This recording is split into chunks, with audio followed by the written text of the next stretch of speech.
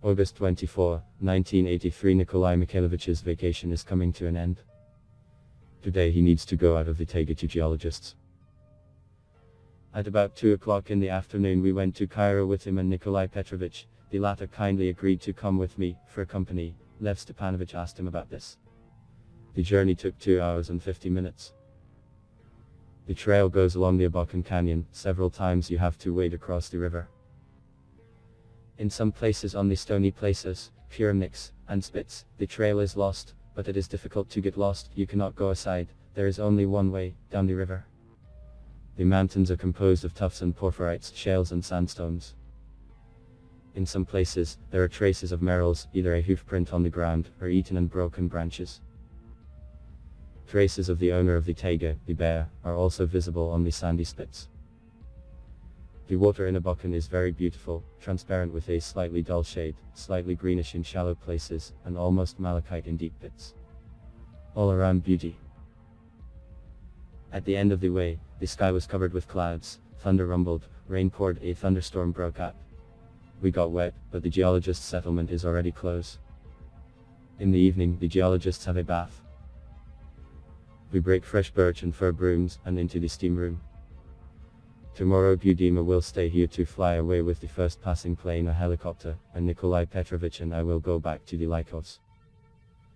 And today, after the bath, we sleep in clean beds on armor nets. Bliss. 25th of August. After breakfast, Nikolai Petrovich and I, grabbing 5 loaves of bread, 3 cans of stew, 1 kg of sugar and 3 verkanoks, the Lykovs have enough work, and our hands are tender, set off on the way back. Again we walk along the sandy and stony spits, we jump over stones and barrows, wade through Abakan. The trail is sometimes lost. 3 years ago it was not at all. We find it, we go forward. We are linked to the likes of geologists named Cairo, which we are very happy about. With a dog in the taiga, of course, it is calmer. 3 hours later we are again at the Lykovs.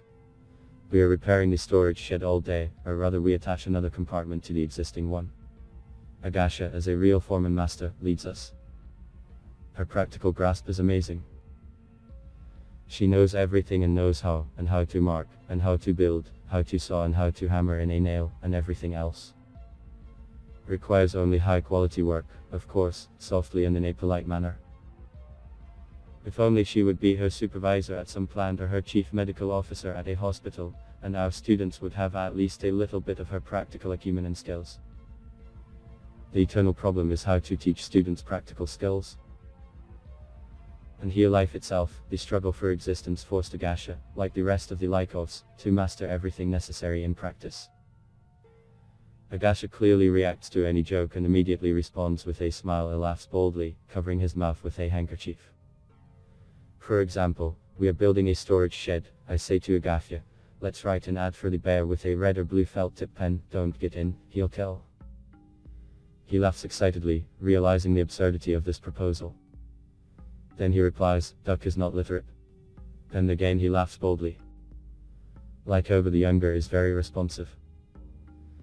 Seeing that I was upset, having lost the cross, given to me 3 years ago by Natalia, she went to the hut and returned with a new cross.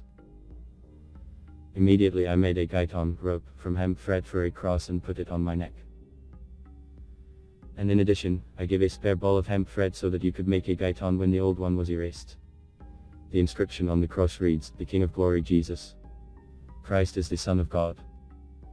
May God rise again and strive to foil him and flee from his presence. While working on the storage shed, Agafya somehow got close to us and even let us examine her sore hand. When examining the tendons of the radial flexor of the bone and the brachial muscle, swelling is noted. Here, when the muscles move, crepitation, crunch appears. Diagnosed with cryptic tendovaginitis, inflammation of the tendon sheets. A tight immobilizing bandage was applied.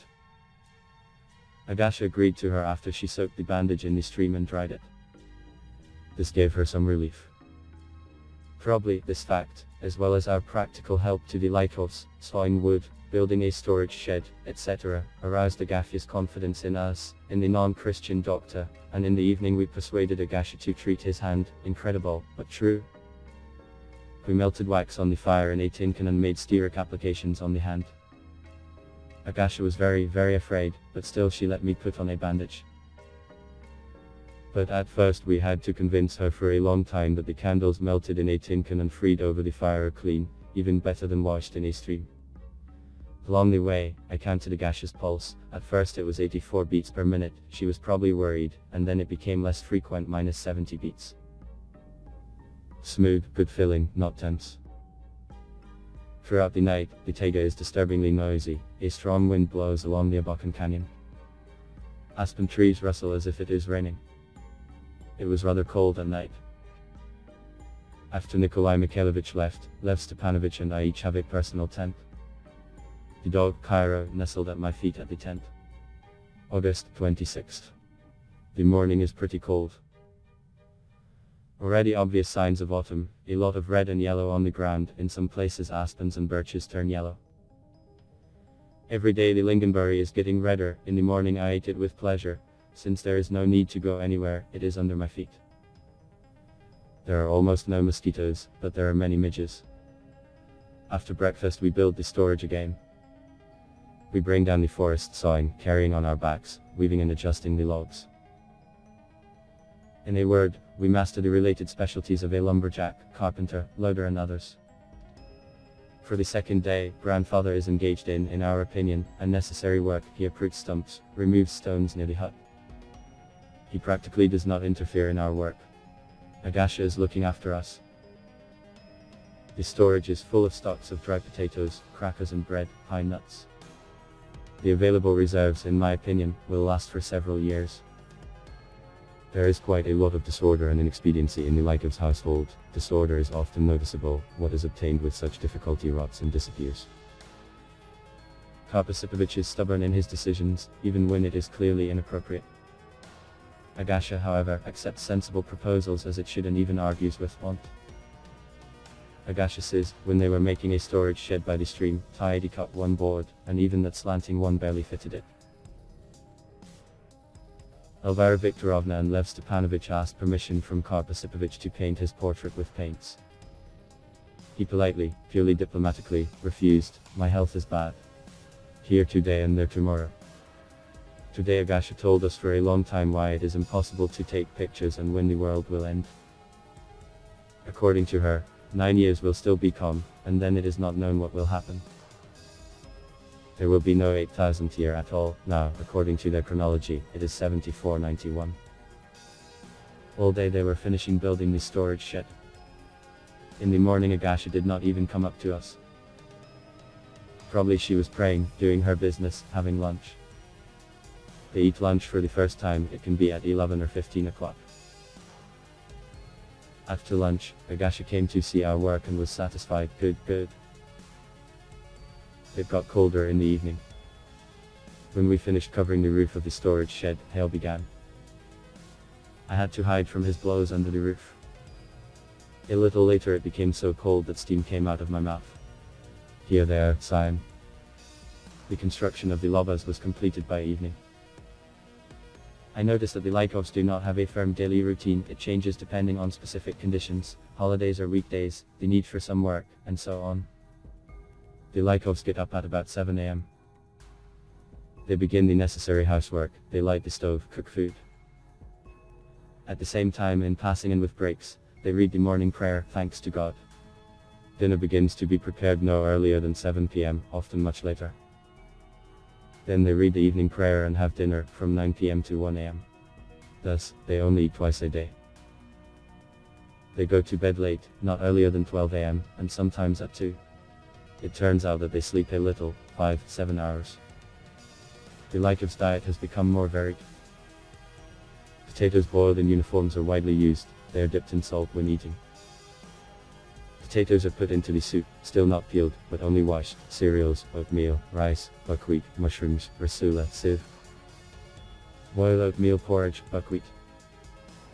The bread is fermented the day before from rye or wheat flour and crushed dry potatoes in a ratio of 1:6.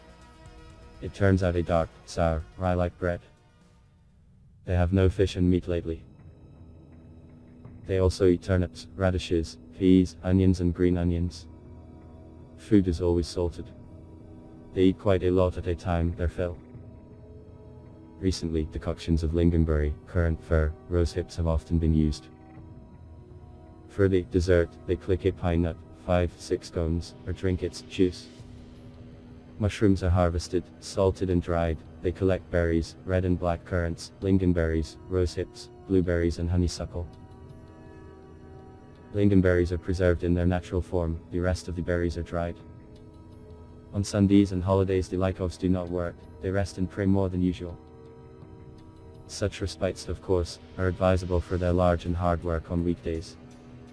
The Lykovs take a lot of time to pray.